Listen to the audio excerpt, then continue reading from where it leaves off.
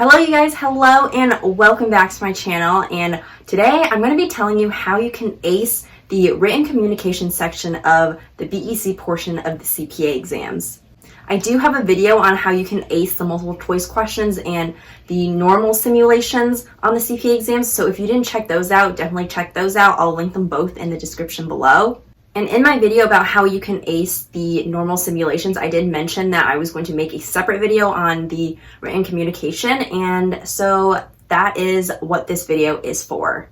Before I get started, make sure you subscribe with the bell notification turned on if you want to see any more CPA videos, and I would love to make those for you. Okay, so if you guys don't know, the written communication is only on the BEC section of the CPA exams, and it's the last testlet of BEC. So there's 5 testlets in BEC. The first 2 testlets are multiple choice questions. The third and fourth testlet are the normal simulations, and then the last testlet is the written communication. And there's 3 written communications that you have to do, and one of them is an operational, which means it doesn't actually count on your score. There's only 2 written memos that count towards your score. And I know a lot of people are afraid of the written communication portion, but I think it's probably the easiest part of the entire CPA exams, because the questions that you get, at least for me, it wasn't that specific. It was very broad. So if you know the material, then it's not that hard to write about it. The first tip that I have is to have a template before you go into your actual exam. So for any written memo type thing, you want to have an introduction, a conclusion, and 3 body paragraphs. You don't have to have 3 body paragraphs. If you only have 2 body paragraphs, or even if you only have 1 body paragraph, that's completely fine. But you want to make sure you have at least an introduction, a body paragraph, and a conclusion. And for the introduction and the conclusion, you can basically plan out what you're going to write on the actual exam. For example, for the introduction, you just introduce whatever topic you're given on the exam. For the conclusion, you can write something like, "Thank you so much for your time and consideration. I hope what I have written in this memo helps you. Please do not hesitate to contact me should you have any questions and concerns." But basically what I want to say is have a template of how you want to set up your memo and use that for all 3 memos on the exam. Also, another big thing that I saw people say when I was trying to prepare for the written communication is that you want to restate the question you're being asked in your introduction, because I think it's actually a computer that grades the written memo. It's not an actual person that grades it. I think the only time an actual person grades the written communication portion is if your score is close to a 75. So by restating the question in the introduction paragraph, you're adding in keywords that the computer will pick up, and then that'll help you gain more points. Also, I don't think you need to practice writing out an entire memo while you're studying for the exams.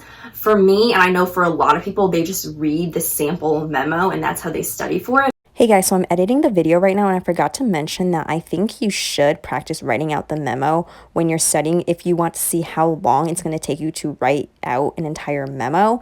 Other than that, I don't think it's necessary for you to practice writing it out, because the question you're practicing writing out is probably not the question you're going to be given on the exam. So I don't think it's a good use of your time to type out an entire memo when that's probably not even what you're going to be asked on the exam.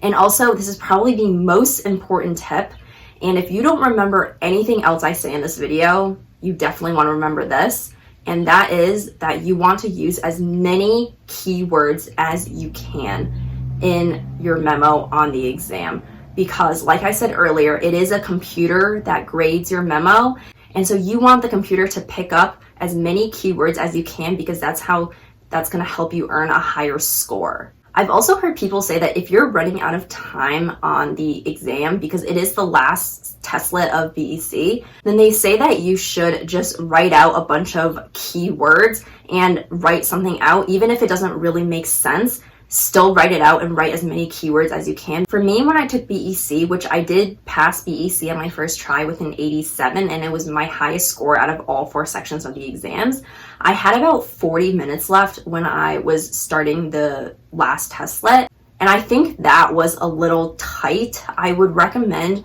you save about 50 minutes to an hour for the written communication section. And this way, if you have an hour left for the written part, you can spend 20 minutes on each written memo. For me, I typed out a really good memo for the first written memo, and then for the second one it wasn't as great, and then for the last one I was kind of running out of time, so I had to quickly type something in, but I did use a lot of keywords. And so I do think having only 40 minutes for the written communication portion is a little bit tight.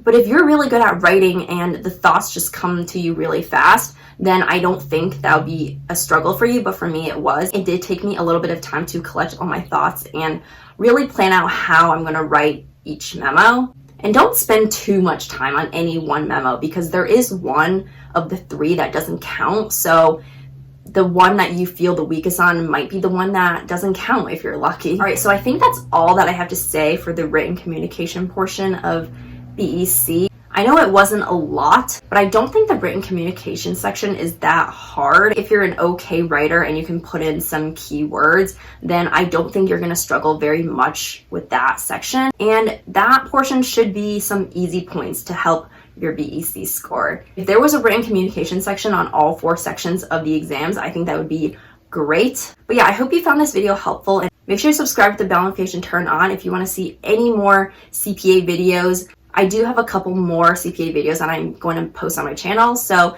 if you're subscribed and you turn on the bell notification, then you will never miss a video if you're notified. Thank you so much for watching. Good luck on your exams, and I'll talk to you next time. Goodbye!